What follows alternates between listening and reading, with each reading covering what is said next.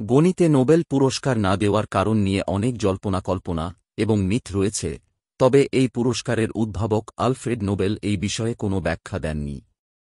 তবে গণিতকে বাদ দেওয়ার কয়েকটি প্রচলিত ধারণা হল: নোবেল একজন উদ্ভাবক এবং শিল্পপতি ছিলেন, এবং তার উইলে বলা ছিল যে পুরস্কারগুলি সেই ক্ষেত্রগুলিতে দেওয়া উচিত যা মানুষের ব্যবহারিক জীবনে সরাসরি প্রভাব রাখে, যেমন পদার্থবিদ্যা, রসায়ন, চিকিৎসা, সাহিত্য এবং শান্তি।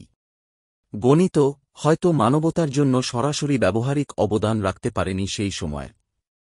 অন্যদিকে একটি জনপ্রিয় কিন্তু ভিত্তিহীন গল্প অনুযায়ী আলফ্রেড নোবেল গণিতে পুরস্কার অন্তর্ভুক্ত করেননি কারণ মিটাগ্লেফলার নামের এক গণিতজ্ঞ আলফ্রেড নোবেলের প্রেমিকার প্রেমে পড়েন, এবং সেই কারণে আলফ্রেড নোবেল প্রতিশোধ হিসেবে গণিতকে বাদ দিয়েছিলেন। তবে এই দাবির কোনো প্রমাণ নেই, এটি মিথ হিসেবেই বিবেচিত।